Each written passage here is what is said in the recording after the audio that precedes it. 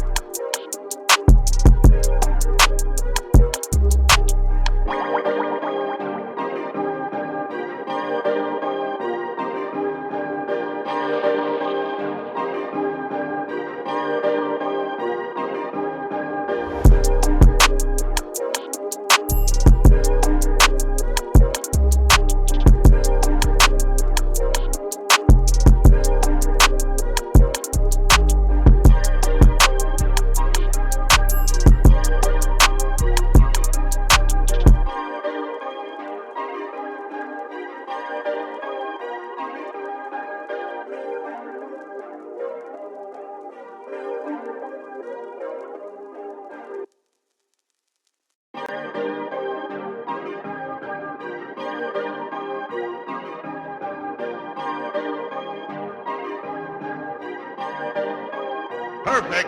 Perfect.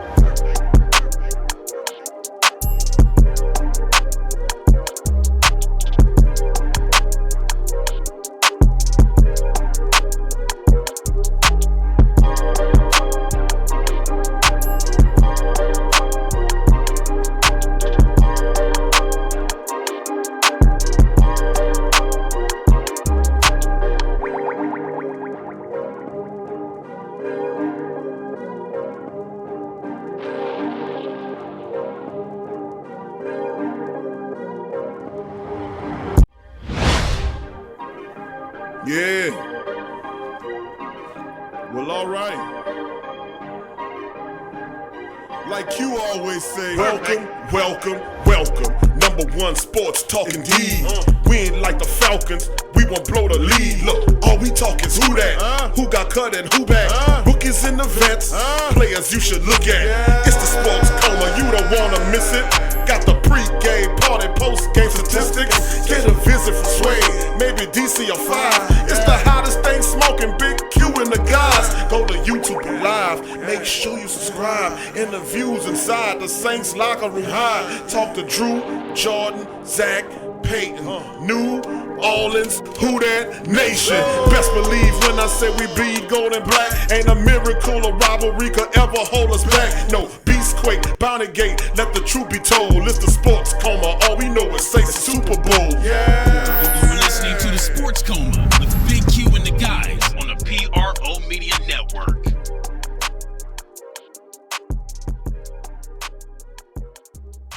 Who that fam? What's going on, family?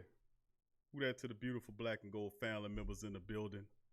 Who that, who that, who that? Good to see the black and gold family in the live stream on this one.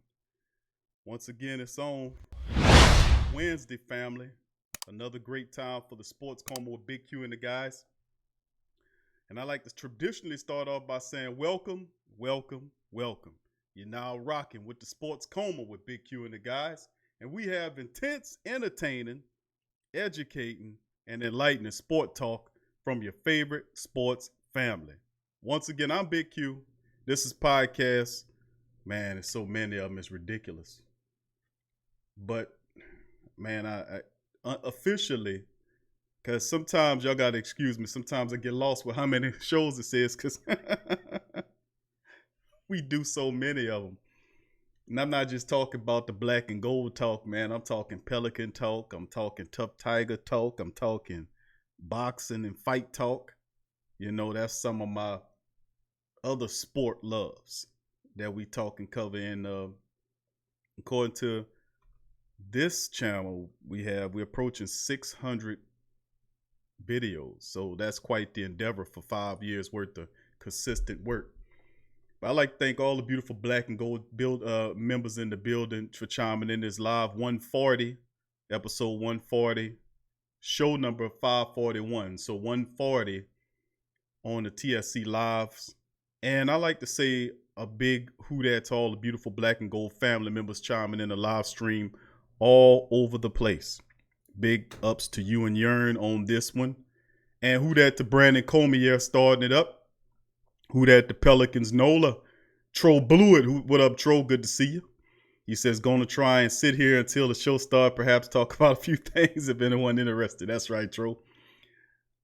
Shadrack. What up, my boy Shadrack in the building. What up, fam? Javier says, love me some sports coma when I'm at work. Who that, fam? That's right. Thank you, that Javier. Okula. What up, Okula? Good to see you, fam. Tori. Big homie Tori in the building. What up, fam? Good to see you, fam. Much love to you as well. Mr. Boombastic. What up, fam? Good to see you. Appreciate you joining in the live stream today.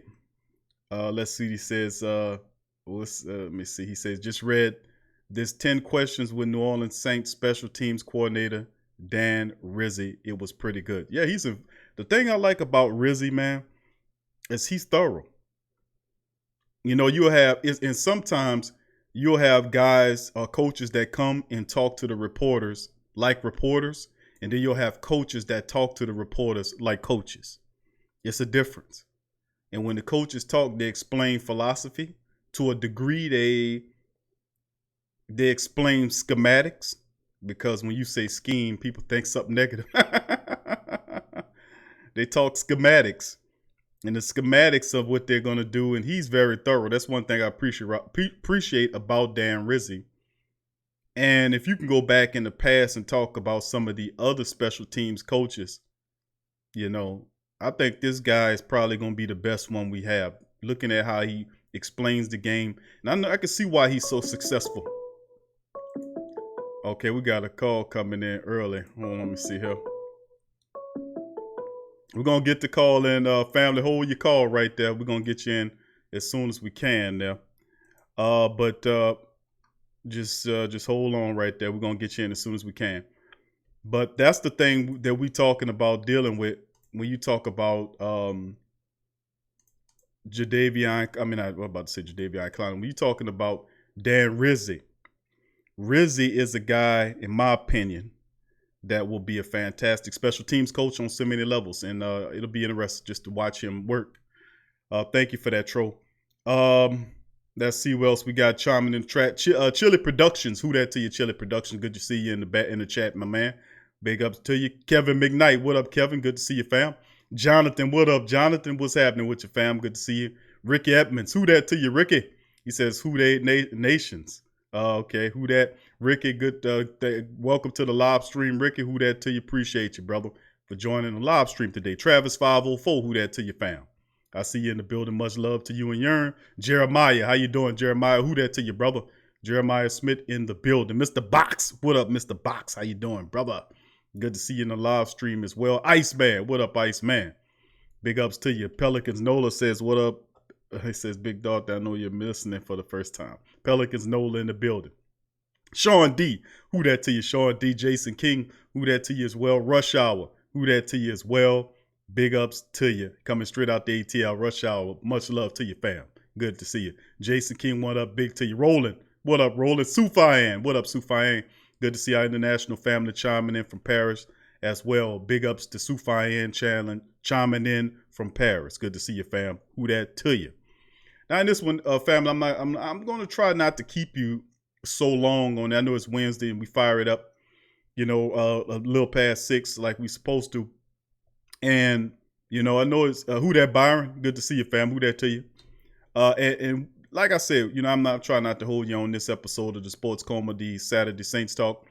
But to be quite honest with you, I have a few stories that I'm going to go over with you.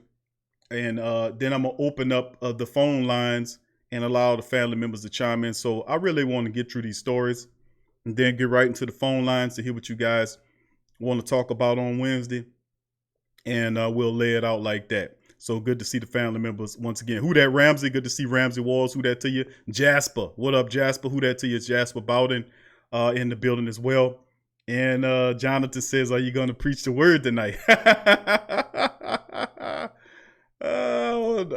We'll see, Josh.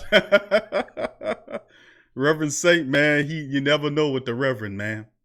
You never know with the Reverend, man. That's why he ain't no televangelist. He won't make no money.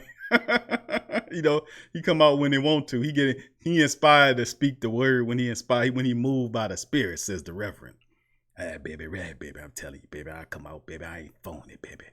I ain't phony baloney, baby. I'm gonna come out, baby, and speak what I'm inspired to, baby. You hear me, baby? I'm gonna tell you, I'm gonna keep it real with you, baby. I'm gonna keep it real with you, baby. I'm gonna keep it real. That's all I could do, baby, is keep it real, baby. That's all I can do. I promise you, baby. I ain't gonna do nothing more than keep it real with you, baby. Who that to you, baby? Back to you, Q. All right, thank you, Reverend. See, the Reverend came out for a second.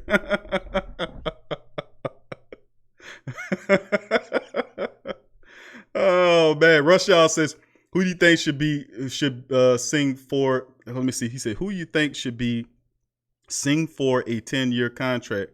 Could it be sing for a 4-year contract? You're saying Rush Hour, who do you think should be signed for a contract? Kind of elaborate that, my brother. I don't understand your question. Inevitable expertise. Who that to you? Inevitable says none of these teams really want this juggernaut in New Orleans, baby. Yes. That's what I'm talking about. Ramsey says, Q, did you see Emmanuel Sanders working in his Saints helmet on Facebook? No, I didn't see that. I had a friend of mine told me about it. I was supposed to go look it up and then got busy, but I'll make sure I check on that though, fam. That's right. Scoob, who that to you, Scoob? Good to see my dog Scoob in the building as well. Says, oh, who should I sign? Okay, says sign. Okay. 10-year contract. Do we have any Saints players who you should sign to a 10-year contract? Now, we do know that only people that's going to get a contract like that is going to be a quarterback, right? The ultimate diva of the position. I don't foresee anybody getting a 10-year contract if it's not a diva quarterback. I'm just going to keep it real with you. I don't see any cornerbacks or linebackers or defensive people that's going to get a 10-year contract unless the defensive end is just an absolute beast. The dude tearing up the place, he might get a 6 or 7 year deal or something like that. But to get a 10-year contract like Mahomes got for $500 million, that's obscene. I just don't see. It's two things that kind of brought my attention about the Mahomes deal. Two things. It made me like delve deep into myself and the psyche of us as people to pay a football player $500 million, but don't take care of the people that save lives. Don't take care of the scientists or the engineers, the one that's really trying to help us, not the ones that's not the ones that's trying to poison us. Not those guys. Let's jail those guys, please. But the ones that's really trying to help and protect humanity and elevate. It's just like, to me, I'm saying that my rationale has to be re-examined, because I'm a part of the populace. But to pay a quarterback $500 million, that to me just seems a bit obscene, man. And I'm saying I'm good the kid got the money, but good grief, $500 million for a quarterback. Come on, man. And that just, and the second thing is that how much money are these NFL teams really making? We know the league is formed as a nonprofit organization. We know that. If you don't, you know now. You know now. It's a nonprofit organization. It's tax deductible, so they're making max profits. They don't pay for their own stadiums. And if they do pay for their own statements like Jerry Jones do, they max out any kind of way. All local events come through them. They just pose the ultimate monopoly. But it's amazing to me, man. 10 years, $500 million. That's absolutely insane. Insane. And it's crazy because the third thing I would think is we got children starving, people homeless under bridges. We complain about infrastructure issues. We complain about medical issues, Imagine what could be done with $500 million to communities, impoverished communities. Remember about Flint? Remember the dirty water situation in Flint and other bad areas in major cities? Imagine what $500 million could do to those areas. You see, that's how I think. And I'm not trying to take it away from football, but God, good grief, man. $500 million for a son of a gun to throw a damn ball around. And that was given to them right at the onset of whatever we dealing with in this country. So they was really comfortable with giving it to them. Just absolutely insane. That is insane to me. So many things up and down in this world. We give the quarterback a $500 million. Just it's crazy. I mean, I don't know, man. I don't know. Maybe I do, but I'm not going to admit to it, man. It's absolutely crazy. Could you imagine all of the businesses you could start with $500 million? Could you imagine all the debt you can get rid of for $500 million? Could you imagine how many homeless people or economic development empowerment programs that we could start to teach people how to properly balance their checkbooks, money science? I'm talking about money education, not no foolishness. I mean, a lot of people do bad because we wasn't taught that in school. You had to go somewhere else to learn all that, or you had an astute parent or parents that told you, boy, you better save your money, like my grandpa did me. That's how I became good with money. But good grief, man. Good grief. But anyway, I'm going to leave that alone. That just sidebarred me. But I appreciate the question, fam, because I don't see any saint that I would give that kind of money to, you know, if I'm an owner. And I'm not saying they're not valuable to me, but I'm just saying $500 million for a 10-year contract is out of worldly. That is so far beyond reality to me that it's like on another planet. I'm sitting on Earth right now, and that stuff is like on Neptune somewhere. I mean, I'm just saying it's that far out to me. Thanks for that, brother. Appreciate the question. Let me keep on going down the chat. Who that to the family members joining the live stream as well. Jason King, who that to you? Jason says the Ivory League just canceled their football season today. Yeah, and we expect to see a lot of seasons being canceled because of it. And it's a lot of, like I said, this is not I would like to tell y'all so much, but I can't because this is not the forum. This was a football forum. So if you really want to hear what I think about some of this stuff, join On Q with Big Q through Patreon. Go to patreon.com/the PRO Media Network. The link is in the description, and sign up for the On Q with Big Q. And then I break it down, add clips with it and all kind of stuff. But it's too much misinformation out here, man. It's too much misinformation. These people talking out both sides of their mouth with the information. It's confusing the hell out of people. My thing is I just tell people, just turn that stuff off. Turn it all off. Don't turn it on because you're not educated by watching that. You being stupefied by watching it. So just turn all of it off. Turn it off. Turn it off and read something more important than listen to some, what's reading off a screen to you about something they have no idea what it is. Turn it off. Turn it off, Teddy Pendergrass. Turn it off. You heard him. Y'all know what I'm talking about. Turn it off. That's what Teddy was telling you. You thought he was turning about the light. He telling you turn the TV off. You thought it was a love song. It wasn't no love song. Teddy was telling you to turn the TV off. He was sick of seeing it. Good grief, man. All right, big ups to the family. Johnny said they gave Mahomes all that money. Now they're going to be stuck with a bunch of Damian Williams type of players. They can always peel that contract up, just like the Saints do. They can always renegotiate certain aspects of it and pay them in cash on it. And they know what they're doing. They trust me and believe. They know how to peel the layers of the contract to make it work. So you're going to see. Sad Scott says, you're right, Q. That's crazy. 10 years, 450 just to throw a pigskin. I mean, it's just eye-opening. It's real. I mean, imagine what could be done with that money. We always complain about we don't got no money. We don't have no money. They got homeless people. Then most of them homeless people are veterans dealing with medical issues, psychological issues. The large majority of the homeless population is medical. What about the children?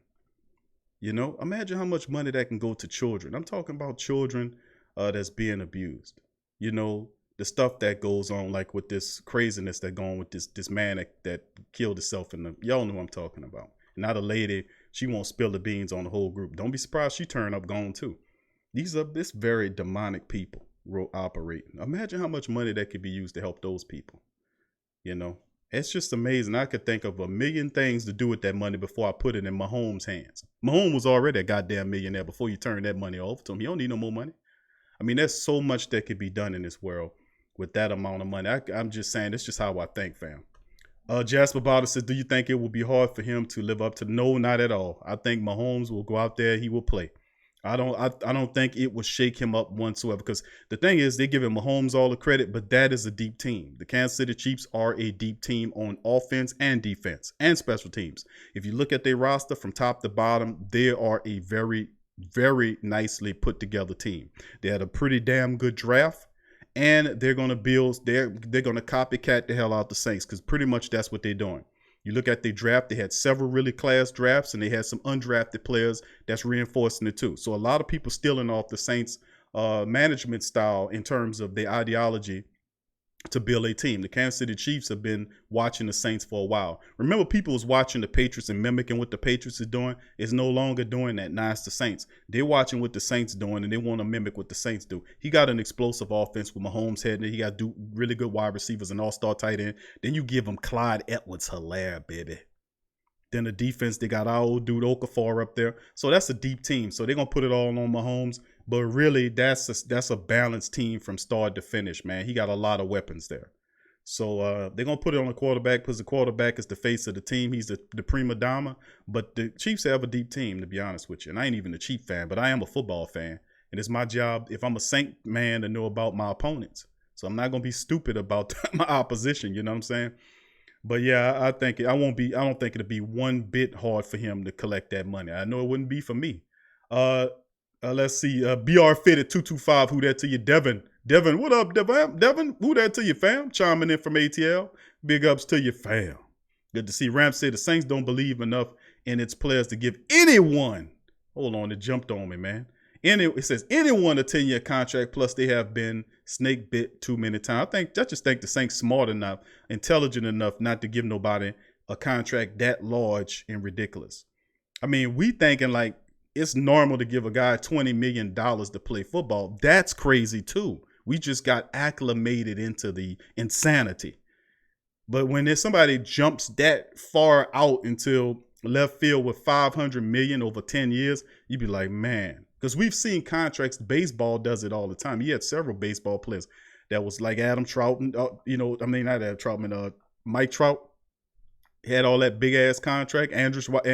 Rodriguez had a big old. Alex Rodriguez had a big fat contract. So there have been several of them that have massive contracts throughout the years. Some of them soccer stars in Europe have max contracts, humongous contracts, just to play a sport. It is absolutely insane. But tis what it is. You know, it's very strange, man. Very strange world we living in, man. Sometimes I have to think, are we in a twilight zone? Everything is up, is down. Everything is in, is around. Foolishness is facts, and facts are considered hearsay. I mean, it is absolutely topsy-turvy, bizarro world that we live in, man. Seriously. Sad Scott says Mahomes can beat a team by himself. He good, but he ain't that good. Forbid he gets hurt. Yeah, you're right. Yeah, Devin said they can't pay teachers, firemen, or the cops, And many people believe if you pay the cops offer. I say if you have police officers and you pay them a really good salary, like the firemen and the ambulance workers, if they make good money, I think you'll get the best. The same with the teachers. I believe in I'm the mayor of Qville. In the mayor of Qville, he'll have all of his people, his firemen, his police officers, his ambulance people, his healthcare workers, the doctors, the teachers, the professionals. These people, without these people, you have anarchy. You don't have anybody to take care of your sick citizens. If something happened, these people won't help them get well. If violence would occur, the police won't come in. You can't get them to help. I mean, these are the core people of your societies, of your city is what I'm saying. What's a city without a hospital or a nearby? Let's say you got a big city, no other cities nearby, and you don't have a hospital. What happens to those people? They're going to all pile in the urgent care. I'm just saying, man, at the end of the day, there are certain individuals in that make up a city that you need. They are the core of the city. Then, of course, there are other professions like the truck drivers that bring the food in and stuff like that, who are very important as well. But as far as like the emergency workers and stuff like that, the firemen, I'll pay them top dollar, baby. That's how you get the best ones, baby. You pay them all the top dollar, baby. You don't have to worry about the corruption. Talk to them, Reverend Saint. Oh, I got it, Q. I got it, baby. I got it, baby. Let me talk to him. Because you coming at him like a politician, baby. You know what I'm saying? And that's fine, baby, because I know you know that. But I'm going to talk to him like a man, baby, coming out of God, baby. I'm going to talk to him, baby. Go ahead, Reverend Saint. You got it, baby. All right, baby. Thank you for saying baby, too, baby. You can't say baby like I said, baby, but you're going to learn to say baby right, baby, because you know how it go, baby. Appreciate you, baby. Now, listen, baby, let me tell you this, baby. I agree, baby. I agree wholeheartedly with you, baby. Let me tell you something, baby. Bottom line is this, baby. You absolutely right, baby, but you pay them all right, baby. You treat them right, baby. You take care of them. They take care of you, baby. Like that car, baby, that truck you drive, baby. You take care of that truck. You take care of it, take care of you, baby. Just like that, baby. I'm telling you the truth, baby. That's how I go, baby. Bottom line, baby. Truth is truth, baby. Truth is truth, baby. But that Patrick Mahomes thing, baby. Wow, baby. Wow, baby. Wow, baby. But you know what, baby? That's not the only thing, baby. I know several pastors, baby, that make money too, baby. Fly around on on private planes, baby, from city to city, baby. You hear me, baby? They ain't doing it right, baby. They living for the money, baby. It ain't supposed to be like that, baby. You supposed to be getting them ready, baby. Not sit up here living and buying houses, baby. Wrong. You're wrong, baby. You're wrong, baby. I'm going to just give it back to Q, baby. I'm going to slide back in the chat, baby. Thank you, Q. Oh, that's right, Reverend Saint. Appreciate you, brother. You got anything else you going to tell the people? Nah, I'm good, baby. All right, there go Reverend Saint. Now, see, y'all had the Reverend to come out and talk to y'all, man. But the Reverend is cool, man. He gonna explain it. But, man, let me tell you something. It's just crazy to me, man. I'm gonna keep it real with you on that, bro. But it is what it is, man. Sports sports is insanity. All right, back to the chat. Let's see some of the family. Who that to the family chiming in the chat as well. Devin says, all these people that be going without jobs. It is insane. I'm telling you, fam. I'm telling you. All right, let's keep it going. Big ups to Sat Scott. He says Chiefs deep shot. Shout out to Damian. He says Wilson. Is that number 54? Okay. Farouk Obasi. What up, Farouk? Been up to your family. He says what's manifesting. That's right, brother. Chilling, baby. All good. Who that? All over the place, baby. Travis Johnson said, I feel what you're saying about but he earned that money, and I need stuff in our community. I think the people need to fix it. That's right. That's right. The people need to fix the community. But what are some of the players that are on these teams are a mishmash or a combination of people from those same areas? Not all of them, but a lot of them are from impoverished areas. And I think you can't look to somebody else to fix your stuff. You know what I'm saying? You got to fix your own mess. And until we do that, you know, as a people, I think you're going to continue to slide on that trail. You can't wait for nobody to do it for you. You got to do it. You got to take it in your hands, baby. You got to take it in your hands. And I studied a lot of cultures, bro, and you know, watching a lot of the immigrants come into the country. I studied the history. I studied the Italians. I studied the Germans. I studied the French and the people that acclimated from their native countries into this country, and they didn't have it easy. You know, I ain't saying they had it like most black folk, but they ain't have it easy either. They had to build themselves up. And you could take solace. You can learn a lot. Like I studied the Asian culture a lot, especially the Japanese culture. I think a lot of y'all feel free to just do that. I find it really fascinating that the Japanese, who were bombed several times with nukes, with atomic bombs, they were bombs dropped on them twice. And now the Japanese are running the technology in the world. That was how long? What, 50 plus years ago when that happened? And now they're running it. It's absolutely insane. I remember reading about it, and they were saying how they had a plan. They had a 20-year, a 50-year, and a 100-year plan.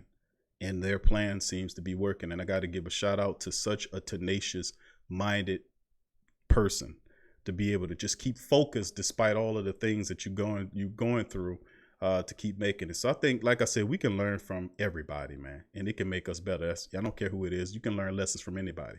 Travis says, I feel like what you're saying. Okay, I just read that. Thank you, Travis, for that. Tramal, who that to you? Tramal, good to see you. Kevin Perkins says, Thomas Stevens going to be the next Taysom Hill. Thank you, Kevin. Appreciate you. Welcome to the show, brother.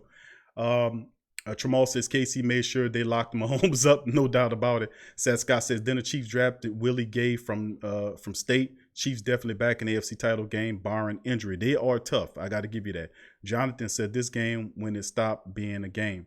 Inevitable says, too bad he's a DB because, boy, Chauncey looking like he deserved a 10-year contract. Rush Hour says, could have helped some of us truck drivers who are owners, operators who keep the country rolling. I know, Rush Hour. I know, brother. But, you know, some people just don't get that aid. Q, I hope you replace Mayor Cantrell. She's struggling, man. But then again, who can deal with such things? You got to remember, too, I don't think Mayor Cantrell, all of her stuff is coming from her. I think she's taking guidership from her party, too. And sometimes you don't get the best. Sometimes you got to stand out there and you got to, like, man, forget what y'all saying. I've got to go for what I go. You know what I'm saying? And it's hard when you operating like that because you got to toe the party line as well. That's the problem with the red and in that little stuff. You know, you got to put the people first. Damn that party. Damn that party. Isn't this about the people? The hell with your party. We're going to take care of these people in here. They need this. They need that. They need this. They need that. You got to have that mentality. You know what I'm saying? And most of the times, you know, that's how it go, man. It's a very controlled and sneaky manipulative game, bro. And it's what it is, baby. It's what it is, baby. At that level, you know. Anyway, thanks for that, Tramal. Let's see. Dada says, Jonathan, RU from Mississippi. Stunner TBOTB. What up, fam? Good to see you, that Stunner TBOTB. Ramsey says, can somebody please talk to Sean Payton and tell him to stop playing around and sign Everson Griffin so I can stop pulling my hair out? I think Everson Griffin is invisible to Sean Payton. I mean, he can see Kevin Casperhorn, but he can't see Everson Griffin beating down it. He tore up his whole goddamn offensive line this past offseason, the same offseason we dealing with, drafted a new center and everything. And you know why? Because Everson Griffin and Danielle Hunter was having a party in the interior of the Saints offensive line in the Minnesota game last year. But you don't see Griffin? Why not? You can see Kevin Casperhorn. You can see all these other dudes that balled out against you. I just don't understand. It might be something personal because it makes absolutely no sense if you're looking at Clowney and you can get Griffin cheaper than what you can get with Clowney. You can get Griffin, who's a better player at this level of his career than he is Clowney. He would complement Cam Jordan superiorly well. He is a person that don't deal with that much injury. He has some issues mentally where he took some time off, but I remember reading articles that he had some family related drama that was going on, that was happening during the season. So he had to say that kind of overwhelmed him, and that can happen to anybody, but he don't have a history of stopping like that. He had a time in there, and all throughout his entire career, he's been productive. So I think he might be invisible to Sean Payton. Sean might need to get some bigger Coke bottles so he can see him or something, because he missing out big time on Everson Griffin. I agree with you on that. I got some news I'm going to share with y'all on that. So I'm going to shoot you the chat and then get to the news, family. Farouk says, facts, you get what you pay for. Higher pay equals better candidates. Thank you, Farouk. Smart comment there. Sat says, Mahomes better pay his offensive lineman. Them hogs up front ain't happy he done. Yeah, he going to get all steak dinners and Rolexes. Mr. Boombastic said, Derek, what up, Derek? Who that to Derek Sampy? He said, I'm nervous we might not even have a season. That damn, you know what, the C-19.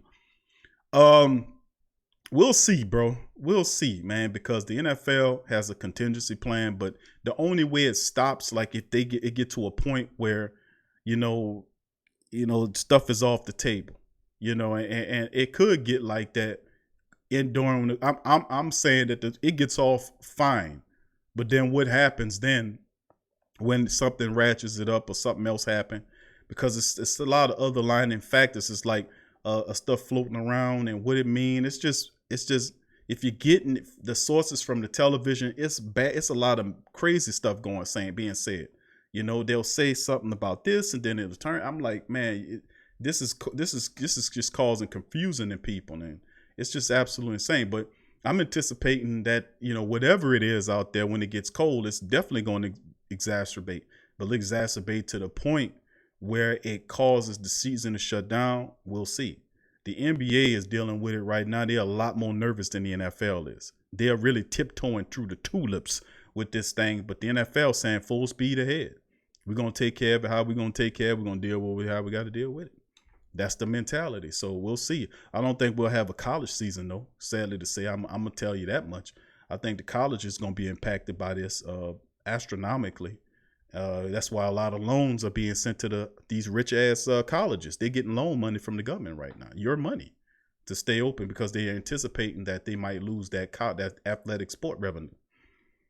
So we'll see how it goes, man. And money make people do funny things. I tell you what. Kevin Perkins says Logan Ryan could be a good fit for NOLA. I agree with you. I like that. Stunner says I'm here with you, big bro. Appreciated that, Stunner. Byron says talk Reverend Q. That's right. Dada says, Jonathan, you have a nickname, don't you? Rush Hour says, oh, the Godfather talking. They call him the Reverend there, Rush Hour, baby. They call him the Reverend.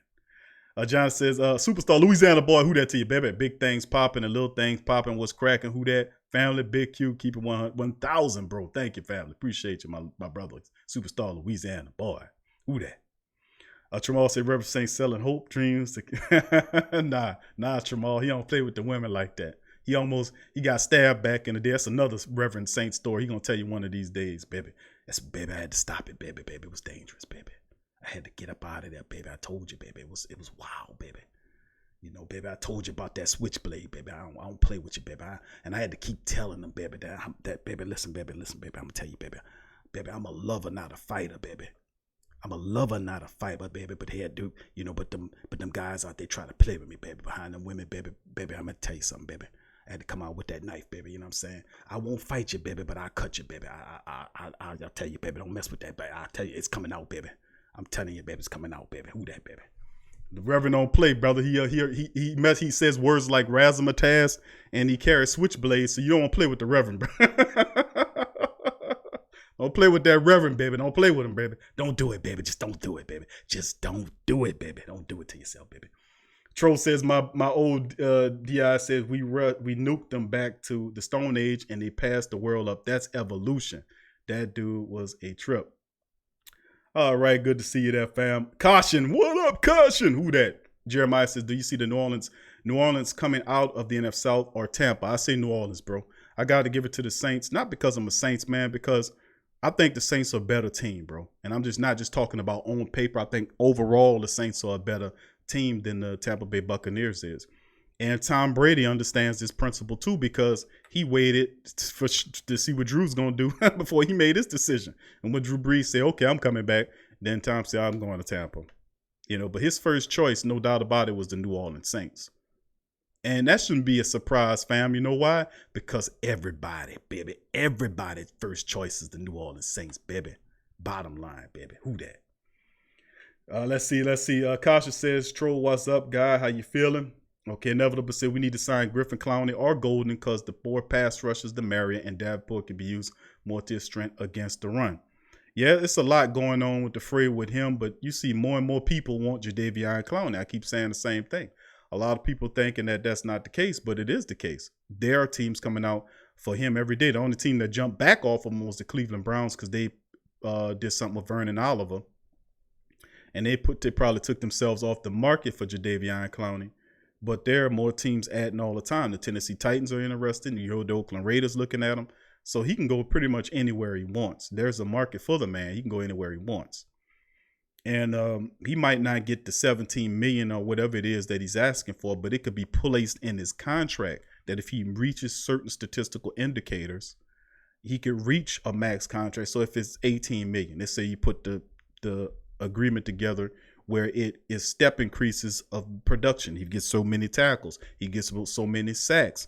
This, that, and the third, workout incentives and all this old nonsense that you add the language into the contract to build it up so he can reach it. It's almost like you had the Emmanuel Sanders contract, which was a 2-year contract worth $16 million, but the step increases push it all the way up to $19 million. And really, truth be told, it's the same contract they gave Taysom Hill without the step increases. It's a 2-year deal worth $16 million with the potential to be up to $19 million. So it's interesting to say the least. Thank you for that, Inevitable. Derek, Demetric Holmes, who that to you, Demetric? Good to see you in the chat. Pelicans Nola saying, Big Q, Sean's still recovering from that C19 he can't see. He do look, he look a little sickly on the sickly side. I got to say, man, he kind of look like he need a little sun.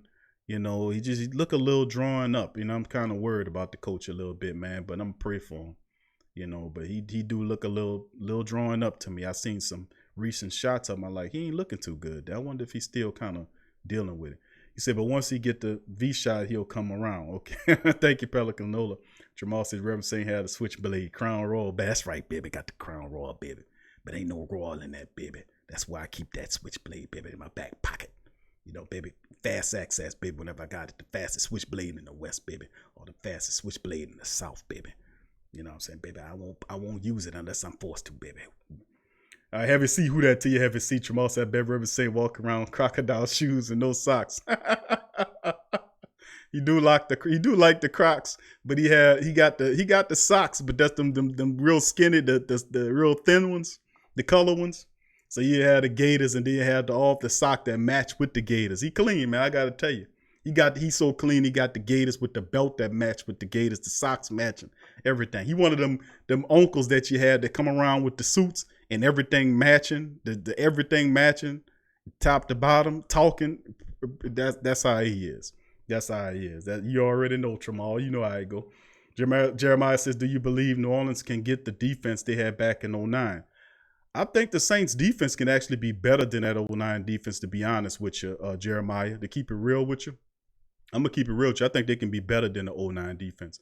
What was outstanding about the 09 defense is they had a real gift of getting the turnovers. They can come up with the turnovers when they need to come up with the turnovers, almost like as easy as turning on a light. And if you remember, you go back in the season, they were getting the interceptions, they were getting the sacks, the turnovers, and things was bouncing their way.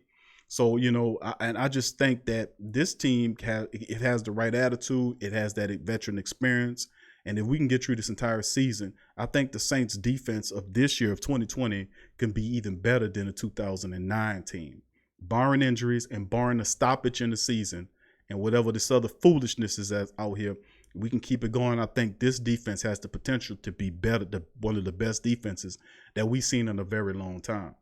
And then to keep the ball rolling, because some of the stars of that same said defense are locked down to multiple contracts, multiple years in agreements. And I think that eventually people like Zach Bourne will learn from this, and some of these young guys will come in. And the Saints are getting defensively.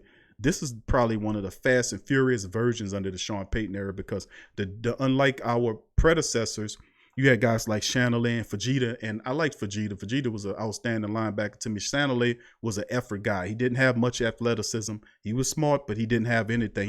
He would try his ass off, but he'll get beat like a drum in coverage. But we have a lot of linebackers, and the defense overall is very fast. Our linemen, big old linemen, are fast. Our linebackers are so fast that they can be edge rushers. Our cornerbacks are physical. Our safeties, except for Marcus Williams, of course, are hard hitters and could be problematic for anybody. Our depth is a problem. So, you know, like I'm saying, on paper we look good, but getting through the difficulty of this season, and like Bob Rose says in one of his current articles, is that the toughest foe the Saints will fight this season will be C-19. And I have to agree with him. But if you can beat that crap, you can beat anything. I'm just going to keep it real with you. All right, let's keep it going on that. In other words, if we can get the D back like we had in 09, if both of all safeties become at least half the ball hog Sharper was. I'm hoping Malcolm Jenkins does that. We talked about that before ad nauseum about him being that way. You see what I'm saying? And that's thank you, Jeremiah. He says, I agree with you. Thank you. Tro says, and Selman Vest. Y'all got an uncle just like him, don't you? I already know. See, y'all already know. Y'all got an uncle just like Reverend Saint. I know y'all do, especially Tramal. Tramal got an uncle just like Reverend Saint. Most people have a Reverend like Uncle Saint. A uncle like Reverend Saint. They got it. He dress like him. He use all the old school slangs, but he cool. He like a timeless person that go through that, and then you see him and you just like him because with your respect, he just clean. And clean gets respect no matter what era you coming in. If you from the 80s, the 90s, the 2000s, whatever. Clean is clean regardless of whatever era you traveling through. So y'all already know. Thank you. Please hit the like button, family. In the live stream, smash the hell out that like button. Vernon says, who that Vernon? Vernon Bailey Jr. says we need defensive tackles. I don't know if we need defensive tackles, Vernon. If you think about it, the tackles you have David Onyemata, who's a beast. My little term, I call them wildebeests. That's a guy above a beast. You got beast, you got beast, and then you got wildebeest. It's like the next level transformation from a beast to a wildebeest, and that's what Onyemata is. Sheldon Rankins is really fire too as well. He's solid.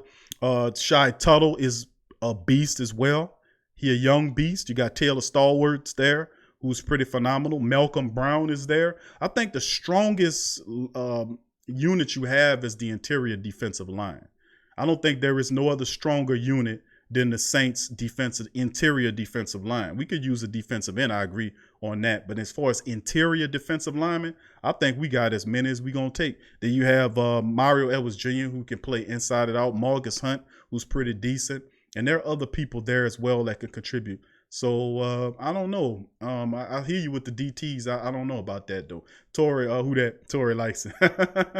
Mark Dice, who that to you? Mark, the 09 defense punished quarterbacks, had the boys running for the hills. That's what I'm saying. If you can get another fired off edge rusher and have Davenport there, because my mentality, reason why I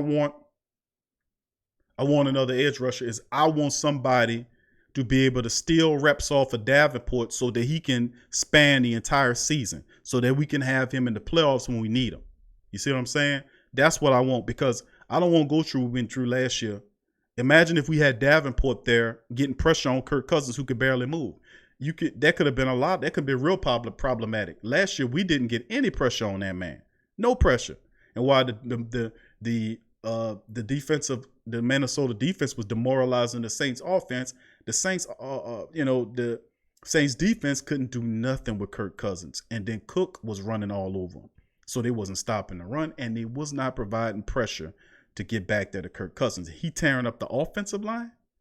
If that's the case, you better tear up the damn D. I'm like, the whole team looked terrible except for maybe Taysom Hill and a handful of other players.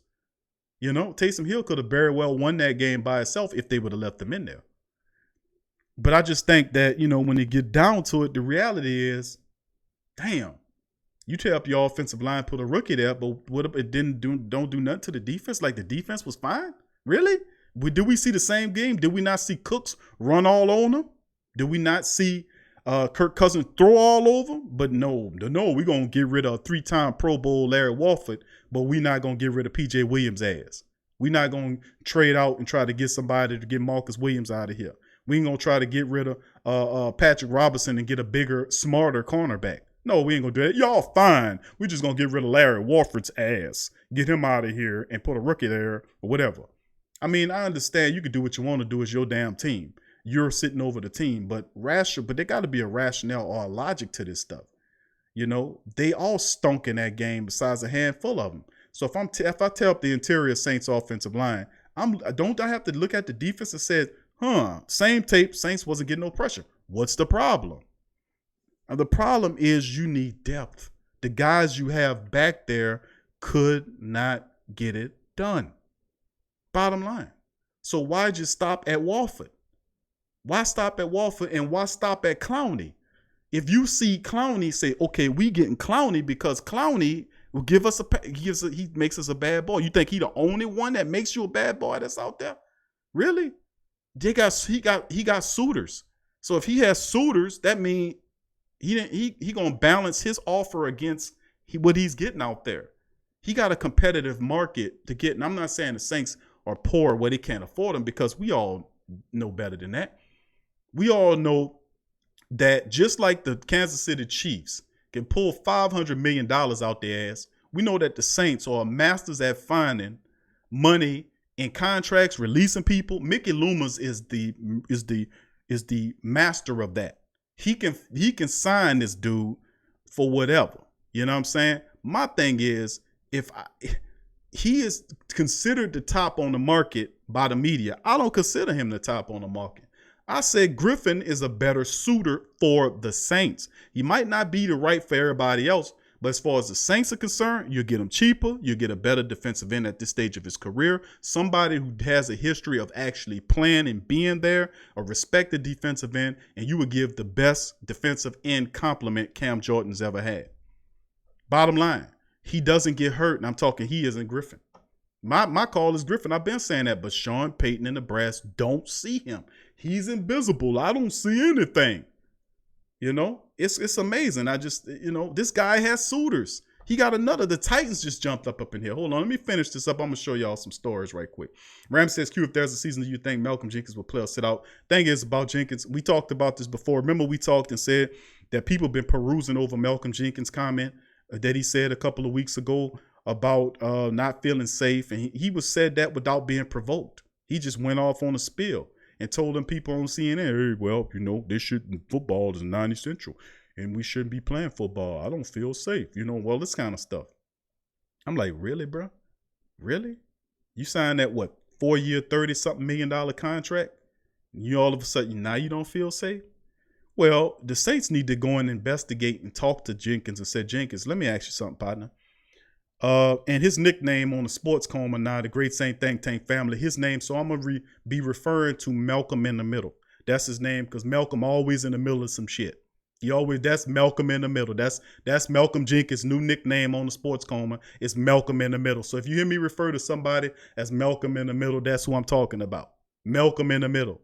And Malcolm in the Middle was in the middle of some stuff once again when he told CNN that he don't feel safe. Well, if you don't feel safe, hey, that's a big acquisition for you to not be feeling safe on. If that's the case, we need to find out if that's really what you really believe.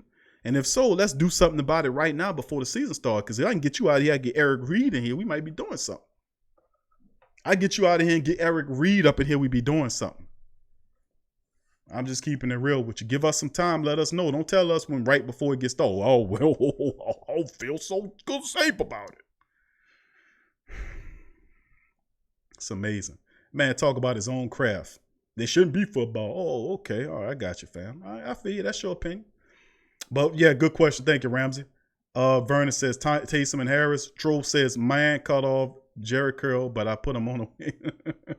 He kept his cutlass. I wanted a powder blue rag top with pearl white paste. So y'all already know, man. Y'all know what this is. And Elder XT says Janoris came to play against the Minnesota 2. He forced that DN fumble and shut down Diggs. I know it was a handful of them. That did something. Taysom, him, Chauncey Gardner-Johnson was another dude that was playing well in that game.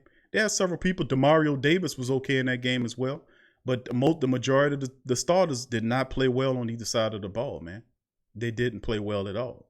But they were competitive of late, and then it came down, of course, to P.J. Williams. And what happened? P.J. gets burnt. He gets burnt. Dude pushed him, Q. I hear you, bro, but you ain't going to get that call. Now, if he had his back turned and was doing this, and the guy pushed him in the back while he was pursuing, he would have got that call. Well, then again, you never know if he'd have got the call knowing them damn referees. Because right after that, they chose not to even review it. And I said, you know what? This is a mafia, man. The NFL is a mafia, man.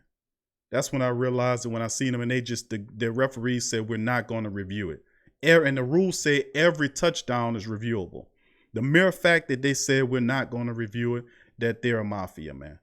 And I'm a sports fan, but I'm a real fan too. I'm gonna keep it real with you, and when it got millions of billions of dollars at stake, they got some greedy, underhanded dogs, man. And I'm saying that in every sport, especially in boxing. You want to know how dirty and rotten, stinking boxing is? It's just a shame, man. It really is. Just a bunch of low down dogs, man, for the money. They'll cheat their own mama for the money. That's how underhanded and rotten some of them dogs is. Let's see. He says, Jeremiah said, I'm getting tired of Minnesota kicking our butts. We're going to get even with them. Trust me. We're going to get even with them. Vernon says, PJ can't cover my 10-year-old little boy. Once again, TJ gets burnt by the little boy again. But you know what? TJ going to get burnt, and then he the most forgetful player. You go back out there, get burnt again, walk off to the sideline, go out there and say, where my check at? PJ Williams don't have no shame. Mark says Janoris is a hell of a player. Demi says, who that family? I'll join you after Bible study. Thank you, Demi, baby. Who that? Troll says much love and we'll be here. Let's see. Mark says Griffin more durable than Clowney. I agree with you. I don't know why we're not looking. Jeremiah said, I just know and hope we beat Minnesota this year. We going to get them, bro. Byron says Malcolm Jenkins got to chill out. BS, you got to feel good. Malcolm in the middle. Remember that song? See, I'm old school, man. Remember that Mona in the middle? Y'all remember that? See, some of the young bloods ain't gonna remember that, man. The money in the middle. Saying only people like Derek and Scoob gonna remember that, and people like Tori and the rest of the family. They remember Money in the Middle and all that kind of stuff. That's what Malcolm is. They need to change the name Money in the Middle to Malcolm in the Middle. There he at, in the middle. Where he at? He always in some nonsense, man. Okay, Mark Dice says he sure is. He was a candidate for Defensive Player of the Year a few ago. Tramal says PJ can't even cover a bed with sheets. That's right. That's right. Tori, see, I told you, Tori knew. Mark Dice says if we had been reversed, they would have reviewed it. I know, bro. I know. But that's some rotten dogs, man. And the only one thing you could do with a bunch of rotten dogs is to ride on them. That's why I ride on a bunch of rotten ass dogs. You don't let rotten dogs make it. You don't let them make it. If you got a rotten dog in your family, you gotta ride on them. You gotta ride on them until he get right.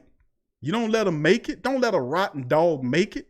You let him know he rotten. You ride on rotten dogs, man. Ride on them.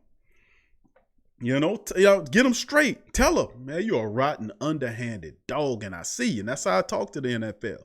Because the NFL know they're a bunch of rotten dogs. How they be playing with the Saints. And Coach Payton know it too, because in certain interviews, he kind of draws back and says certain things because he held under protocol. See, they got a coach's book they got to play by that they can't say anything bad about the referees. Now, you could talk bad about the president of the country, but you can't say nothing bad about the referees without catching the fine. What kind of game is this you playing here? And it's something about the integrity of the league. Cut that out. The league don't have no integrity. Y'all was hiding concussion information 20 plus years ago, hiding it, holding it, stealing, lying to people, getting all that kind of stuff. Come on, cut it out. You don't have no integrity, man. You don't have no integrity because you call yourself honorable, this or that. You don't have no integrity. Integrity is not something that you can call yourself. That's something that you earn with your actions. And people need to understand that dealing with these rotten dogs, because some of these rotten dogs call themselves honorable this and honorable that. You have no honor. Honor is an action that you use, and people who see you as honorable because of your actions label you as such, not because you give yourself this term or this title. That's what the problem is, man. Sorry, I got a little buck on them right quick, man, but I'm riding on them rotten dogs. That's what I do. Q said we should nickname the Dirt Devils. Derek Dorsey, who that to your fam school, said, where she at in the middle? No. Malcolm in the middle. Where he at? In the middle. What? I told you school would know. I know Derek know too. Never to say, you old school when you remember that show 227. 227, Mary. Yeah, but Lester Jenkins. Lester Jenkins, that's right. That was one of my mama's favorite shows. I like to sit down and laugh at that all day. Derek says it was it was to keep Brady legacy intact, but we busting that, this shit. Yeah. But they came out with it like when the tuck rule, remember the tuck rule? And people that's football fans said there's no such thing as a tuck rule. Then the NFL said, yeah, it is. It's in the book. And then people start looking around. I said, well, which one of you fans have a full NFL rule book? Nobody has it. So if they say it's in the book, how would you know? You don't have no rule book. You don't know all of the rules of the game is what I'm saying. And we don't have an official NFL rule book that I can go to right now and look in and go over the rules. You see, I don't have an NFL rule book. So they can make the rules up as they go. You see what I'm saying? If we know certain rules because of football that it follows the college and stuff like that. But what about this other stuff that they're making up? There was no such thing as a tuck rule because every play prior to that play, when the guy hit Brady and it was supposed to be a fumble, they renamed it, went forward. Oh, it's the tuck rule now. From that point forward, there was no rule prior to that because that same thing was done a million times over and it ended the same way. There was no tuck rule. They've been cheating. They've been cheating for Tom Brady. That's how he got the majority of them Super Bowls. But we're going to keep it real. But you ain't gonna cheat my team. I'm gonna pull your goddamn cover off you and expose your ass. You ain't gonna play with me with these Saints. I'm just gonna keep it real with you. I'm gonna keep it real with you. You ain't gonna play with us with these Saints. I'm gonna call you rotten dogs out. Derek said was to keep his legacy. Vernon says you don't think that's an excuse. It would have been reviewed if it was Lattimore. I think you get the ball, but against PJ, no, I don't think so. And man, it's just a history of it over the last several seasons of really bad calls against the Saints. And remember, that last season was one of the worst years of calls. Now, of course, we can go back to the Rams versus Saints championship game. and talk and say, yeah, that was a terribly officiated game, but that was a horrendous officiated game. They blew several, at least a half a dozen holding penalties on Saints players. Cam Jordan had at least 3 holding penalties that the referee was sitting up there looking at the man, grabbing them, and I mean obvious holding calls, like when Cam would slip away, you can see his jersey being pulled by the lineman apart away from his body. The referee sitting there looking at it like that, no flag. I'm sitting on the TV saying that's a holding, but they blew countless plays in there. They closed their eyes to the Saints big time in that game. But the season of one of the worst officiated seasons as far as the Saints were concerned was last year when they broke out the statistics, and we covered it. The statistics showing that the referees were systematically attacking the Saints. They were. And the only way the Saints would beat them is if they go up in the league to knock them. That's the way you take their head off. You got to go up in the league. You got to run up the league so it takes the referee out of the game. If you haggling around with a team and it's a 3-point lead, then they're going to get involved and they're going to steer the game. That's what they do. They're going to try to manipulate and steer the game. And then the NFL will then protect them and say, well, they made a mistake, but they don't take no money away. They don't get fired. If you making mistakes like that, if you too stupid to officiate a football game and you got cameras everywhere, and then you got these gutless, spineless, yellowback of commentators sitting up here talking about, well, the referee job is hard. The referee, no, partner. The garbage man job is hard, man. No, partner. The construction man working on the roads got a hard job. You sitting up there with a goddamn whistle on your mouth on the side of the field, and you got a million cameras that you could refer to. Cut it out. You don't have no hard job. Cut it out. Cut it out. That's not defined as a hard job, or you can make a hard call. No, if you know there's such a thing as makeup calls, and y'all all know there's such thing as a makeup call. What's a makeup call? A makeup call is when a referee blow the previous call, and then the next call, he give you a call for the call that he missed, as opposed to saying I missed the call. That's how corrupt these people are. Instead of knowing, you know what, we're going to pull that wasn't actually a flag we looked at, there wasn't no flag. They started to do some of that last year. Like if they made a bad call, they'll say, hold on there. Let's stop the presses and come together. Was that really what happened? No, that wasn't really what happened. Okay, let's pull the flag up. Okay, they just started doing that. But last, you can see a lot of the makeup call culture was what it was. They'll give you a makeup call because they blew a call from the previous one. Come on. That's bull. That's bull. Y'all know like I know. That's bull. But the referees are part-time because they're easy to be controlled. They are an appendage of the NFL, and the NFL use them to manipulate games. If you don't know that, now you know. But that don't mean that the system is not beatable. You can still beat the system by far, as like the Saints did for the last 2 years, is running the score. 13-3, you won 26 games over the referees trying to call you down the last time. The only time you really lose is when you play underneath your opponent, when you make a bunch of mistakes and the game is close. When it's like that, then they step up and play. The Minnesota Viking game, to me, was almost as egregious as the 9 missed call against the Rams, because the call was supposed to be reviewable. If you would have reviewed it, then you would have seen that the guy pushed him. You can even see he jerked back. He was a jerking back of him. You can see his hand extended and push the man. Foul. That don't count. You get a penalty, and then the play recycles. But they opted not to even look at it. How do you opt out of a last-minute game-winning touchdown? This touchdown is the one that won the game for the Vikings. How do you opt not to look at it? Where's the rule saying that you can opt out of that? You see what I'm saying? They're just pulling this stuff out of there. You know what, man?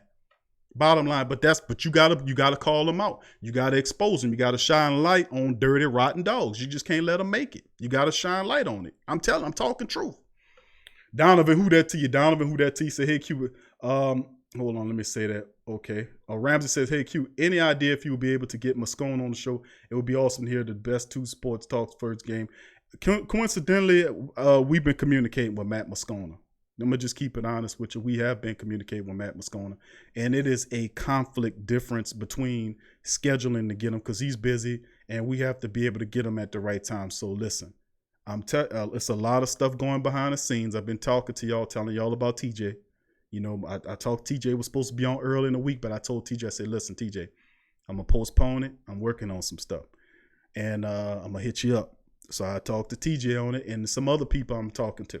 I'm gonna just leave it at that because it's still very much in these stages. So best believe that great Saint football minds are bumping together and communicating. You can't help but to do it. This is New Orleans, man. It's a small city. So if you talking what I'm talking and you getting respect and I'm getting respect, sooner or later you're gonna be talking to me. We talking the same language. Sooner or later you're gonna pop up. You know, that's how it go. And my thing is, man, listen, I like to talk to anybody. I talk to reporters. We had several reporters on the show. I talk to the people. I talk to other. It don't matter, man. We talking Saints. Let's talk. Bottom line, it don't matter. You don't have to have a degree to talk Saints. Just have some good sense.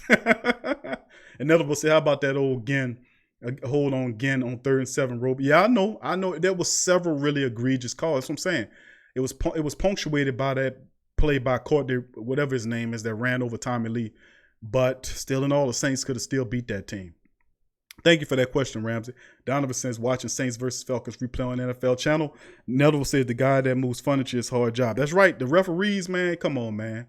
The guy that's moving furniture, the guy that work on the road, the guy that doing, even with Dada and the rest of the family was driving all over the country, hauling stuff. They got hard jobs, paying attention, being alert, dealing with scales and all that kind of stuff. The brothers and sisters working on the railroad, they got a hard job.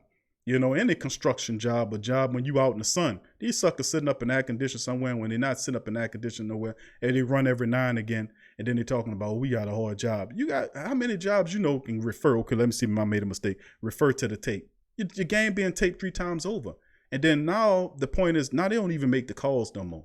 At first, the NFL will lie and say, well, we don't interfere with our referees when they're making calls. Remember they said that a couple seasons ago, and I commented on it on the show, documented it. Now all of a sudden they got referee HQ, and now they got stuff in their ears when they're telling them what calls to make. You don't believe me? Go and look at them when they're making a call to a review. Why they got the appendage to their mic on their face and you see them talking? Who they talking to? Their wife, their children? Make sure you make some dinner. I want some spaghetti tonight. You want the spaghetti? Yeah, I want the spaghetti tonight. Make sure you put the good toast on there. Don't put the bad toast. You know, he ain't talking to his wife about making dinner, man, or talking to his children about go and cut the grass. Nah, he ain't doing that. He talking to HQ, NFL HQ, and they tell him what call to make. It's a mafia, man. You thinking them old suckers going, man, come on. The only way to beat these dogs is to run up the score, man. Bottom line, and that's what we've been doing, and we're going to keep doing it. They know. Sean Payton know. He ain't going to comment on it because he don't want no fine. But they ain't going to fine my ass. I'm going to keep talking at him. Let's see. Donovan says, nothing much. Farouk says, just noticed the Patriots didn't start winning until 9/11 happened. Then the Patriots became good all of a sudden. They've been cheating, bro. Been cheating. And it definitely fits a narrative, though. Darius says, had PJ sold the push off a little bit better, he might have had that call, just like Tommy Lee. If he would have stayed on the ground a little longer, he might have gotten a call, a helmet call. If you look at the tape, Darius, if you look at the tape, the referee was running up. Not that idiot that was standing there, but they had one that was running up. He had his hands on his on the flag and was about to throw it and then pulled his hand off. And I'm like, how do you know? Because they got earpieces. They was told not to make that call because the Saints wasn't supposed to win that game. See, that's what people missing. The Saints wasn't supposed to win that game. The Rams was, because the Rams, they didn't have any support in Los Angeles, and the league is trying to build the Los Angeles market so that the Rams could be competitive, because just like you have 2 teams in the New York market, they're getting all that paper from the biggest media market in the United States. The Los Angeles market is the second largest market. So they wanted 2 teams like the New York market in the Los Angeles market. But the Los Angeles people is not taking too kind on having the Rams there. They don't care about professional football. They love basketball. They love baseball. They love all the soccer. But they don't too much care about, they like college football, but they don't too much care about pro football. They've had teams all over. They force-feeding the Los Angeles market pro football because of the market. You know? That's what they do. They don't even care about nobody else. They just want the Los Angeles market. They could have sent the Rams back to San Diego and said, man, listen, go your ass back to San Diego. But we want a better stadium. They could have did what they did for Green Bay. The league loaned the Green Bay the money to help renovate their stadium. They do it all the time. They could have did the same thing for the Chargers if they wanted to build. And see, it's about money, man. The Saints wasn't supposed to win the Rams matchup. And the referees was the means to how they do it. See, point shaving was something that the players was responsible for. And Hot Rod Williams, Michael Jordan, Magic Johnson, do your research. A lot of these dudes got caught and was supposed to do some time and got some suspensions. But when the heat got on Mike, he took a year off and didn't even have reports say, I'll come back if they let me come back. What you talking about, Mike? Didn't you retire? Y'all remember that interview? See what I'm saying? It's a story behind the story because they're so good at not telling you the truth. But the reality is that there was point shaving, but the greatest manipulators of control of the games are the referees. The referees control the game, and they cannot be criticized. So if you're looking for dirtiness, look at the dudes with the striped shirts, the ones they try to want to protect and say that they're the most integrative. These are the integrity people. That's what they refer. The referees, nah, come on, man, you can't. That don't fly. Anyway, there. Appreciate that PJ Williams commentary. You're absolutely right on that. PJ Williams should not be on this team, in my opinion. Safety, he just, how many times we got to keep enduring PJ like we got to keep enduring Trey Hendrickson and all these people, man. I mean, Eric, you got people out there that's really good players. You got people out, Logan Ryan out there. You got guys out there like Eric Reed. Man, what are you playing with PJ Williams for? There's Eric Reed out there. Eric Reed is an excellent safety. Excellent safety. He's sitting out there. So, I mean, there's people out. Why we playing around with some of these guys for whatever reason, I don't know. Thank you for that, fam. Pelicans, Nola, who that to you once again. Steve Wynn, who that to you? Steve, good to see you in the chat. Kenny Sutton says, Goodell messing us over. We're going to get him back, that chump. We're going to get the chump mission back. We're going to win this bowl and smile in his face. That's what we're going to do. Mark says, Goodell is the dirtiest of all. He's nothing but a snake in the grass. And people hate Roger Goodell. And fans hate Roger Goodell. The fans boo Goodell out in public and in every forum. The draft, every time he comes out, he's booed. And the leaders, the league, you think they care about the fans hating the guy? You think they care? No, they don't care. That's who they pick, a rotten dog like that to be the commissioner of the league. The fans hate him and resent him. And the owner say, you know what? Keep him out there because he make us money. I'm just saying, man, it's greedy dogs, man. I keep saying that. I hate to talk like that, but I'm going to call them what it is. Ram said the refs be talking to the sports bookies on their radio. How the lines are set, family. Come on. It's a mafia. How lines are set. How is Vegas tied into the games and the betting? We ain't even gotten that yet. We still ain't got that yet. How they saying, oh, this is by 3 by. Oh, how you know that? How you know? And all these little sports things, these little kings and what you call it, the little fantasy things where you doing, that's all through Vegas. The NFL used to pretend not to want anything to do with Vegas. Now all of a sudden they put a team there. How that work? Remember that? Stern of the NBA used to run from Vegas. Now all of a sudden the NBA was putting leagues there. Sooner or later they're gonna put a freaking thing up in there. All that stuff runs through that, and the NFL is now in the NBA getting the cut of the revenue. They're all splitting it. How you deciding on lines and all that? We know where that comes from. Only thing you have to do is watch one of my favorite movies, not Godfather, but Goodfellas. Goodfellas is one of my favorite movies of all time. And y'all, it's an excellent movie. I love it. But Goodfellas, a lot of people see it as a gangster movie, but they got a lot of good information in Goodfellas. It tell you that real how stuff is ran from top to bottom. You just got to have a mind to see it. Ram said the refs be taking the sports bookies on the radio. Inevitable says, funny how we were awful in St. Louis. They moved to LA and then they're in the Super Bowl. What? Yeah, you see that? 2 years later, they're a Super Bowl team. 2 years later, the Rams. Either the Chargers or the Rams are going to be competing for, going to be high on the list. So we need to watch out for that, and we need to call it out. We need to expose it. I'm gonna be exposing it, and I'm gonna call it for what it is. I'm not gonna sit up there and pretend, oh, we just lost the game. No, the referees doing this, that, and the third. Referees not making the correct calls. They're not getting fined. They're not getting fired. They're not losing money from making bad calls. They're protected. They're protected because they're doing the bidding of Goodell, who's doing the bidding of the owners. And their top thing is to make as much money as they possibly can. They've been fat cats for a very long time, family. They don't pay no taxes. This is a tax-exempt organization, the NFL is, and they're making billions of dollars off of everything you possibly imagine. Then they had the gall to come out and tell the players that they want them to take, they're going to put 35% of their salaries in the escrow to help pay for the bills, the league's vitality in case of the C-19 CDs. Are you kidding me? You're going to take 35% of their salary, really, to put in escrow to help the league stay viable? What about your money? You're not going to touch that, huh? You know how they think like that? Because that's what they've been doing to your ass all these years. They don't pay for their own stadiums, just like down here. They don't pay for that St. Dome, that Superdome. You do. I keep telling you that. You pay for it, and you pay for the water bill. You pay for the light bill when it's lit up like a Christmas tree. You paying for the bill. You paying, and I've read several interviews which says that they got a Superdome commission that sits over the top of the Superdome and the arena, and they said that they run it. I'm like, how they run it? That's not your money, fam. Okay, if you're gonna take my money, fam, I want a cut of whatever's coming out that building, fam. You're not gonna charge me to play out of that building, and I'm not getting not one penny of revenue out of that building, fam. Then when I come down there, I gotta pay $25 to park. I gotta pay for your pricey tickets and your 2 times, 3 times worth of your foreign made goods, imported goods that you're charging me 2 or 3 times markup on. I gotta pay for all that. Then they say, oh, lost revenue. What lost revenue you talking? You don't pay any rent. You don't pay no rent on the dome you don't pay any rent. You don't pay any bills. What lost revenue? There is no minuses, only plus in their situation because that's how it's set up. But I'm not supposed to know that. All right, let's keep it going, and then we're going to move on to the thing. Okay, that's why we need to just run up the score on people so the refs can't even be a factor. To hell with the integrity of the game. NFL don't have no integrity. No, we've been knowing that. Tro says, my bad for commenting. Got my cuz listening to the show. Thank you, Tro.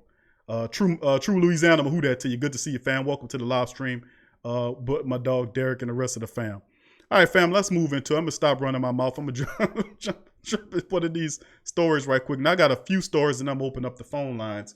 We 76 minutes into it. It's just, we alive, man. That's what I want to say. If anybody don't know about the Sports Coma or the Great Saint Think Tank, man, understand, we passionate here. We love our team, but we not stupid. That's what I want the family members to understand. We not blind, stupid family members. You know what I'm saying? We can enjoy something, but we're not going to enjoy it being ignorant. I'm not going to be stupid. I'm not going to put on a stupid or a foolish mindset to enjoy the game. I'm going to see the game like I see life because it's all a part of the same thing. I'm not going to turn off my logic and detach my logic centers from watching the sport. We're going to appreciate it, but look at it as it is, because if you do anything other, you're just a chump. So we have to, in having this awareness, then we can come out and make demands, understanding that you're using revenue to empower yourself and enrich yourself, and that's your revenue. If that's the case, then you should be getting something back from that. That shouldn't just be going right to them. That's wrong, man. That's wrong. Like I've used the example before. What if I came to your house and started putting up sports comas and Great Saint Think Tank all over your damn house? Patch it up all over your car. And he was like driving around saying, man, what's Q got all this stuff on my house and on my car? Man, how is Q doing this, man? He getting all this free advertising. I ain't getting nothing. Oh, yeah, baby, I'm getting all that money, baby. That's right, baby. All right, family, move on to the next thing, man. Stop playing, man. Let me move on to the next one. All right, we're going to share a story with the family members, man. And we're going to start off with this one. Now, this is a 49er story, but I feel so good telling it to you. Now, most people might not know this, but the 49ers are having issues for Raheem Mostert. Now, if you remember Mostert, that's that dude that really caused problems in the 49ers game. Well, guess what? He's disgruntled. That's right, family. Mostert is disgruntled and is seeking a trade. Now, this is a 49ers story, I know, fam, but it's the 49ers losing their top back. He's requesting a trade. I thought that was so cool. I had to tell you about it. Kind of sticking it to him. They won't stick it to us with this stuff talking about be a saint, grab a mask. Well, how about this? You about to lose your best running back. Huh? Now he requesting a trade because he got tired of months of unfruitful negotiations regarding a new deal. And this afternoon reported by NFL's Ian Rappaport that he's reportedly requested a trade away from the organization. Now, the team's best back is former Falcon back Tevin Coleman, who makes about $4.5 million. Now, he got 2 years left on his deal at 2.5, just over 2.5 as a base salary, and 2.8 in the following year, according to Over the Cap. Now, they sent away Matt Breida. They traded him to Dolphins and a 5th round pick this past year. Now, they still have Coleman there. Then they have most certain if he's forcing as well. And then behind him, they got former Minnesota Vikings scat back Jerick McKinnon and Jeff Wilson, two undrafted guys in the rookie. So I thought it would be pretty cool to talk about a 49er story being that they won't talk that mess and throw that stuff in our face about grab a mask. Now look, the next day or two later, you using your starting running back. Take that, Niners. All right, family, we're going to move on to the next thing. The next story on the horizon is the Saints' vision for a versatile rookie linebacker. Bourne includes maximizing his pass rush skills. Now, we talked about this before about rookie Zach Bourne. It's coming from NOLA.com. It's saying the Saints drafted former linebacker Zach Bourne, former Wisconsin linebacker, that made it clear intentions to use him as an off-ball linebacker where his athleticism and intelligence could shine. But the organization has reaped the benefits of allowing versatile players to maximize the unique individual skill sets to see potential for a little bit more. It's called positionless football, my friend. Quote, the defensive coordinator, Allen, says, we love flexibility of the player. That was one of the things that was the most intriguing to us about him. Is a vision for a guy being able to move around and do some different things for us. Now, of course, Count Bobby April, Bourne's position coach at Wisconsin, is one who is excited to figure out what he ultimately means. There are so many tools that you could play with, April said. Now, he says the Saints might have drafted Bourne because they believe he profiles as a linebacker in their 4-3 defense, but they also hope Bourne could use his tool belt to unlock a role as a backfield disruptor. He spent a good portion of his breakout senior season harassing opposing backfields off the edge. He had 19 and a half tackles for a loss, 12 and a half sacks in 2019 to finish in the top 10 nationally in both statistical categories. In 1 year, he just made a tremendous jump. So he has an ability in college to do it. That don't necessarily mean that he'll do it in the pros, but chances are we'll just have to see. They said Bourne didn't just pile up numbers against bad teams. His 5 sacks against ranked teams, 2 against Ohio State, 2 against Minnesota, 1 against Michigan, tied for 3rd nationally. Now, New Orleans' overall vision for Bourne is the Mike and Sam linebacker positions, playing in space behind the defensive line or off the ball, just as first-year linebacker coach Mike Hodges says. There's an additional situational piece to the plan. He says, when we get to the 3rd down, that pass rush value, man, we're going to try to leverage the hell out of it. So they want to see Bourne in there in the situational pass rushing role. I guess in what you would call that modified NASCAR package would shoot Cam inside, put Bourne and Davenport on the end, Cam inside, whatever interior lineman. More than likely, who's your best pass rushing interior defensive lineman? David Onyemata. So that probably would be the package, in my opinion. All of a sudden, the Saints have chosen the deployment of Bourne as one of the most interesting things to watch over the defensive side of the ball. When meeting with the local media shortly after the Saints traded up to select him in the 3rd round, Bourne said his potential fit at the NFL level was kind of a big question, and that he was most comfortable on the edge because that's where he spent the majority of his time in college. Well, the Saints most certainly are going to use him. He said, I consider myself a linebacker that can do a lot of different things, and I think my versatility is my biggest attribute. This kid can never have to leave the field. Never. He can play either linebacker position, then situational pass rush. He will never leave the field. The Saints won't play a lot of 4-3 defense. Me and you know that. They'll play out of the modified nickel. You know, that's just what it's trending to. You'll see a lot of 3 wide receiver packages. And that athletic linebacker gives them the ability to play sideline to sideline. And with the Saints' fierce interior lineman, the 4 that'll keep him clean. Malcolm Brown, if he starts, is a guy that requires a double blocking.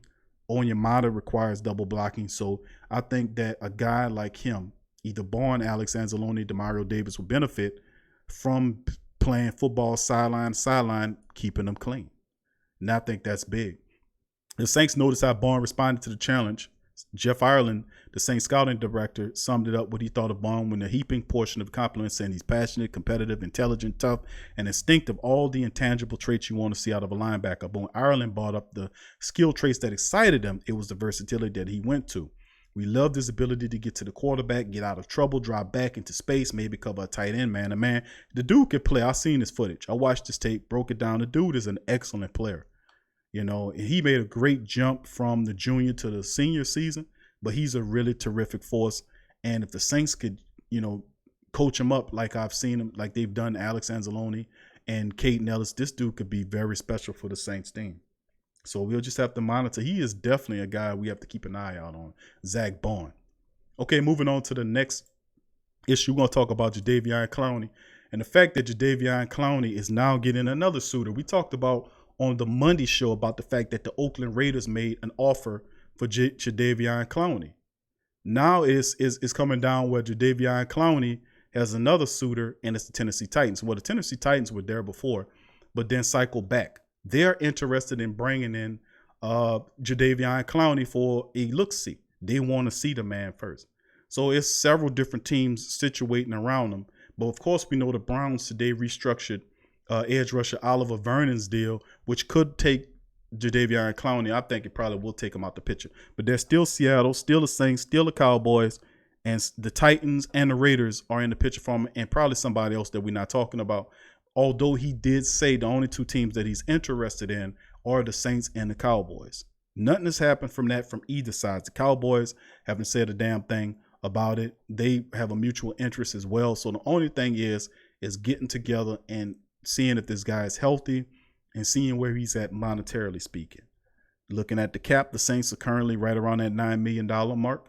They could free up an additional $9 to $10 million by releasing several players. We talked about this before. And the fact that the Saints also could get real creative with his contract. The Saints could sign him to a 1-year deal, which turns out to be a 3-year deal with 2 phantom deals laced in it. How do we know that? Because the Saints did that very same contract with current starter Drew Brees. They gave him a 4-year contract with 2 playable years and 2 phantom years. That wasn't the original contract that Mickey Loomis did. Remember, he did that with AJ Klein as well. He gave AJ Klein a similar deal where he gave him playable years and phantom years to extend out to send the money into the future. Now, it could work. It's called kicking a can, but it's not kicking a can, so to speak, the regular way. When the Saints do it, you can do it because they draft so well and they find they're hitting on these undrafted guys. They're getting maximum production out of cheap undrafted personnel. Shy Tuttle, Taylor Stallworth, JT Gray, 7-round draft picks like Caden Ellis. They're hitting on talent, 3rd round and back, and undrafted guys that's making the team. You got undrafted wide receivers year after year that make the team. Undrafted tight ends. Josh Hill's undrafted tight end. He made the team and has been a serious role player for the team. You got a guy like Dwayne Washington, who's a special teams member and your 3rd running back, actually 4th running back if you count Ty Montgomery as a guy over him, but he's still on the team. It's several other personnel members on defense, offense, and special teams that contribute from the undrafted room or pick starter or beyond the 3rd round. Saints getting supreme value from these guys, and thus when they do it like that, they can afford to move the way they move because of that model, which is extremely, extremely awesome to me. So that is Titans GMs they want Jadeveon Clowney. They want to see Jadeveon Clowney in person before signing. It goes into it saying there's a real chance they could sign him. If they like what they see, they'll give him the money pretty much is what it's breaking down to. So there's a market once again for Clowney. There's a market for edge rushers. Once Clowney falls, what we do then? Do we then say we go back to Davenport, or do we actually go to the next best best defensive end on the free agency market? It all will be answered, family, within the next what is it? Maybe 10 days. It's all before camp. All before camp, because the idea is on various also rumors that he wants to be signed before camp starts. So this will come to a head soon, and we don't have to worrying about this damn dude anymore. Who that to you, Jermaine? Good to see you in the chat. Who that to Jermaine Scobie? Dustin, who that to you? Says, do you think we're going to win the 2021 Super Bowl? I sincerely hope so, and I definitely believe that the Saints will take care of business this year and knock it out of the park. And we're building towards something now. Once the Saints win the Super Bowl this year, I think moving forward they'll have a really, really good chance to kind of hold up their crown. Hopefully it'll be a scenario like it was with John Elway when he won back-to-back Super Bowls, then retired. We can only be so lucky, right? All right, and that's some of the information right there, family chime from the chat. That's what we have here. And much love to you. Now I'm gonna open up the phone lines, family, for a little bit. I'm not gonna keep you guys very long, but we're gonna open up the chat and let some of the family members, the phone line, let a few family members chime in with any questions, concerns, or comments. The phone line is open, 504-475-4482. Live line is open, 504-475-4482. 504-475-4482. 504-475-4482. Live line is now open. Feel free to call up the Sports Coma. We get you in there. Questions, concerns, or comments on this middle of the week show. Talking Saints on a Wednesday, baby. Please feel free to chime in and be heard on the show. Questions, concerns, or comment. So a lot going on, man, in terms of the Saints, man. In terms of Jadeveon Clowney, we talked about the Jadeveon Clowney thing. What up, King God Juice? Who that to your family? Good to see you in the chat as well. Much love to you. Welcome to the stream, my friend. Big ups to you. What do you guys think about the 49ers situation? How about the Saints? Another suitor for Jadeveon Clowney, but we keep hearing reports about Jadeveon Clowney. They are definitely drinking the lemonade on Jadeveon, and he has a lot of potential, but I think you can see a better fit with Griffin. That's just my stance. I just believe that. So live lines open, 504-475-4482, 504-475-4482. All right, family. Thank you for calling the Sports Coma. Who's calling? What up, Big Q? This Byron. What up, Byron? What's going on, brother? How you doing? I'm good, man. What's poppin', bro? Nothing much, my man. Everything all good, brother. And just talking Saints on a Wednesday, having a ball, bro. How you doing, brother? Hey, it's all good, man. Having a blast, though, bro. You know how we do. We represent the team that we always do, the black and gold, bro. Yeah, man. About the Clowney deal, though, bro. I think, if he do sign, here, I don't know how much the contract they're gonna give him if he signed with the Saints, though, because I think that I know I like Griffin, because I prefer Griffin instead. They give him a cheap deal on the contract if Klein don't come here to New Orleans, though. And I heard other teams like the Tennessee Titans, the Dallas Cowgirls, Cleveland. He turned down Cleveland and everything. But I think Klein want the 17 million, but I don't think he's gonna get that. I think that everybody could give him less than the 15 million. On a deal if he do sign with the Saints, though, because I think they could get more as a less as a deal, then they're not gonna pay him all that money, though, instead. So I think prefer if because we already know that Clowney won't get paid and everything, because I know he's a top defense edge rusher behind other defense like Griffin and but I think that Clowney I don't think that he's gonna get that kind of money of 17 or in that mid-range, but I think that if he do get like less than 15, that'd be a good option right there. If he do sign with the Saints, though, that'd be more better offer for him. He could take that on a 1-year deal or maybe a 2-year deal at least.